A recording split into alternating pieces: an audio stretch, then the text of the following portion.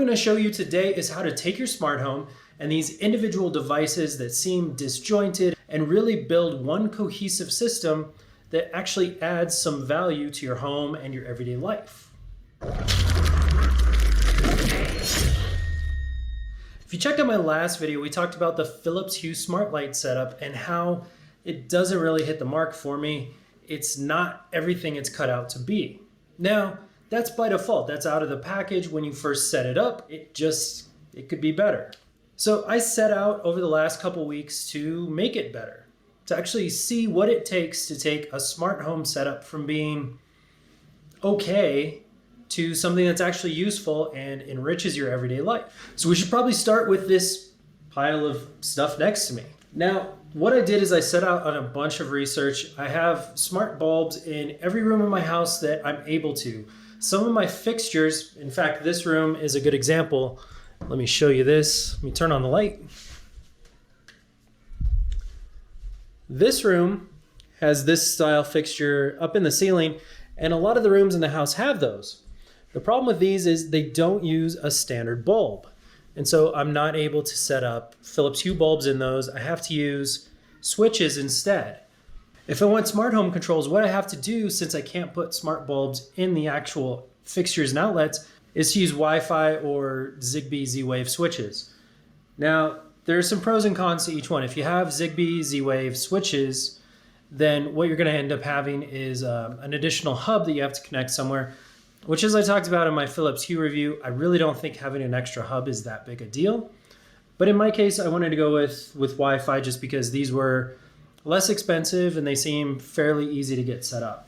So I've got a couple different types. I've got these are the TP-Link Casa.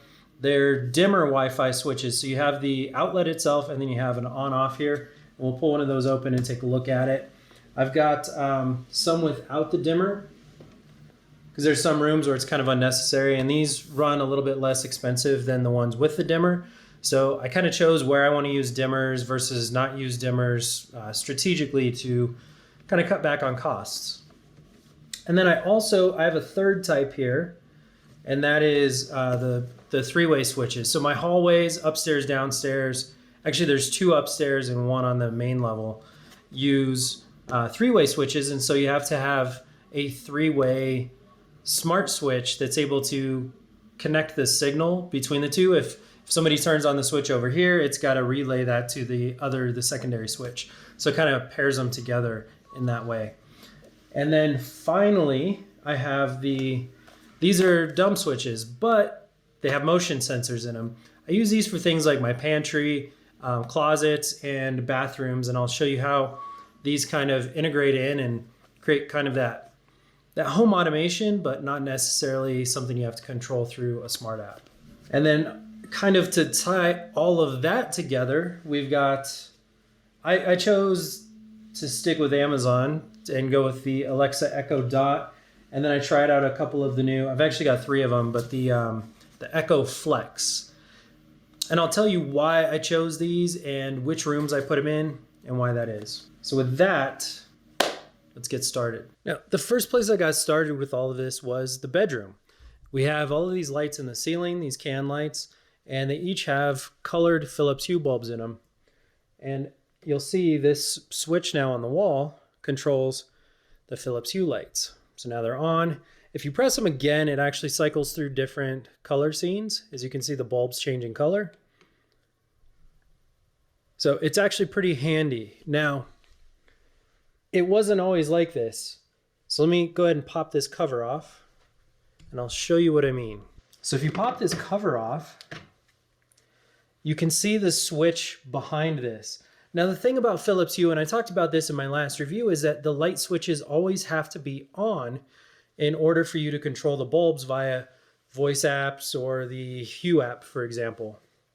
So what I did to combat that is, I bought these Hue dimmers. What people usually do, they come with a sticker on the back so you can place them next to your light.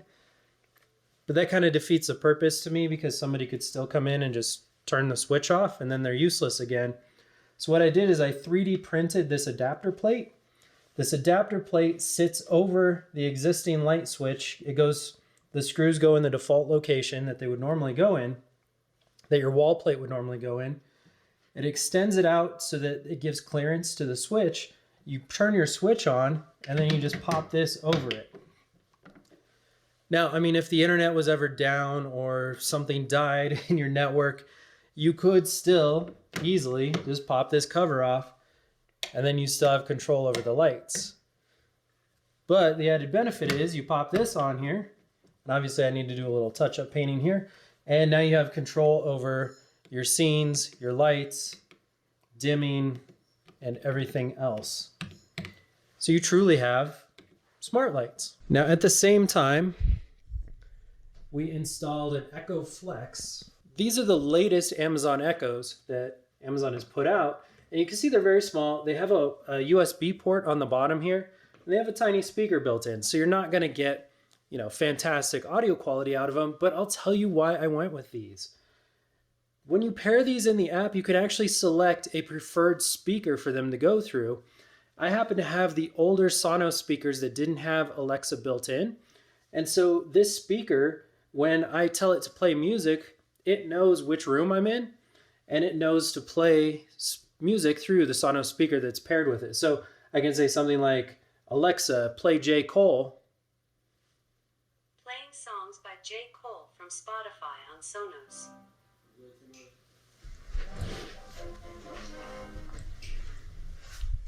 And it's playing on my Sonos speaker in the bathroom. And now with this as well, I also have full control over the lighting in the room via voice controls.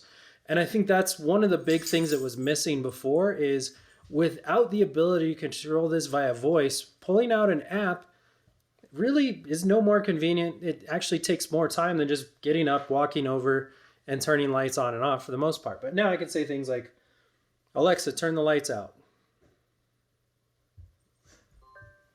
And the lights are off. Alexa, turn the lights on. And now the lights are on. The great thing about this is, again, I've set up zones and groups so that these lights are all paired into the master bedroom group.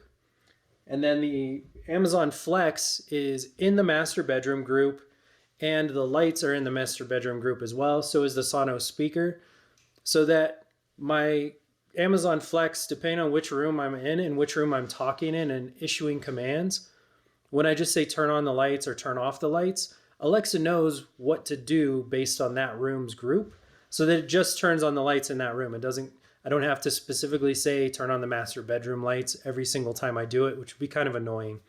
We'll go down into the kitchen, and the kitchen's the same way. If I say turn on the lights, it'll turn on just the kitchen lights or turn off just the kitchen lights.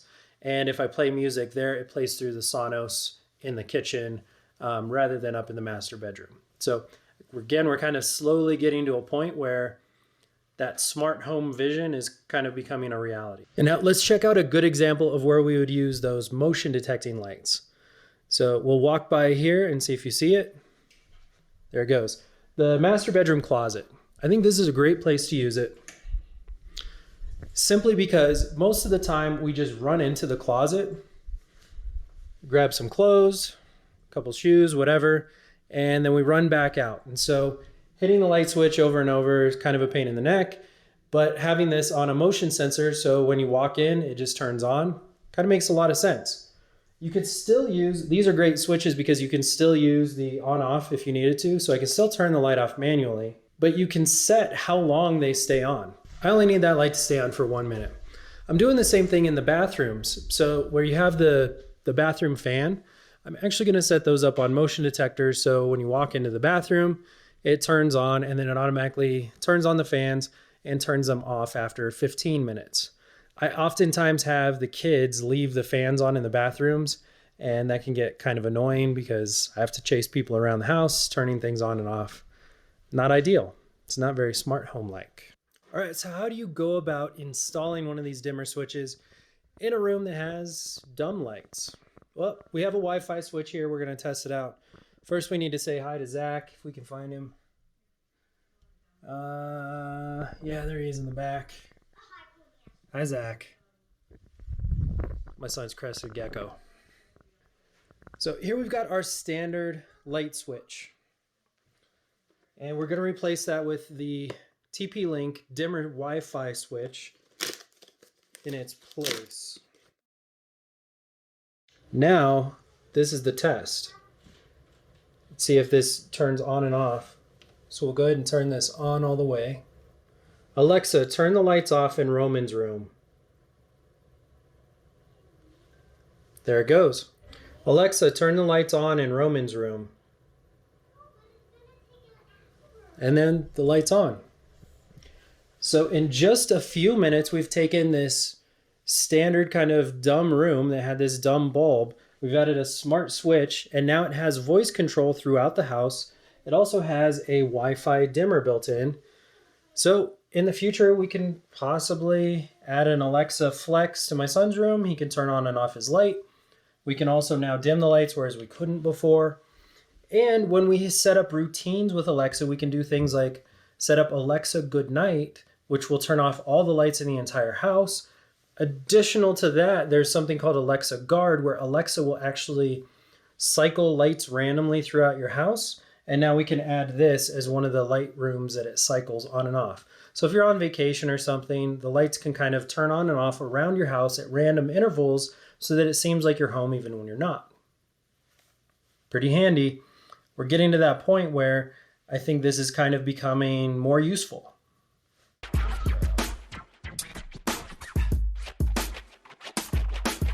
All right, we're a couple hours later and we've got most of the dimmer lights and everything else installed in the upstairs and throughout the rest of the house. So what did that get us actually? Well, the cool thing is you can set up groups in the Alexa app. So you can create family room, your kids' rooms, kitchen, whatever it is. And each device can be attached to more than one group. And the reason that's cool is because you can create, say, your master bedroom group, but you can also create an upstairs group or even a whole house group. And you can put in things like your smart switches, your Hue light bulbs, the Alexa that's in that particular region, and your Sonos speaker. So we created a master bedroom group, for example, that has the Sonos speaker, all of the lights in the bedroom area, the Amazon Flex that's plugged into the master bedroom. And so that way you just say, you know, turn on lights, turn off lights, and it knows which area to control. If we want to do something else, we can say, like, for example, Alexa, turn off Roman's room. And you can see that the far room back there turned off. That's my son's room. So we can say, Alexa, turn on Roman's room.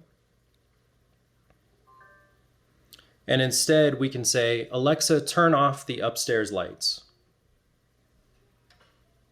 You know, so that turned off the bathroom, the bedroom, the hallways, the stairs, and both of the kids' bedrooms. So now with one easy command, you can turn off an entire area of the house and control everything pretty independently and pretty easily.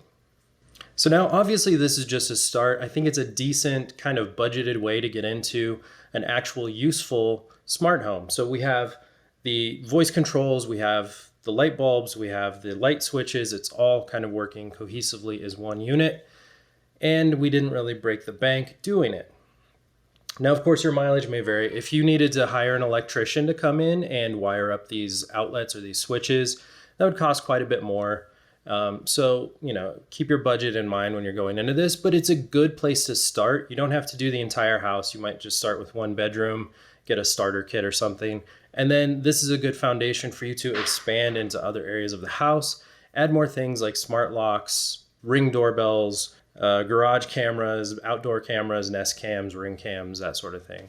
So you can kind of expand from there. Check it out in the description. I've got links to all the products I used here today. No, this isn't sponsored. None of this stuff was paid for by anyone.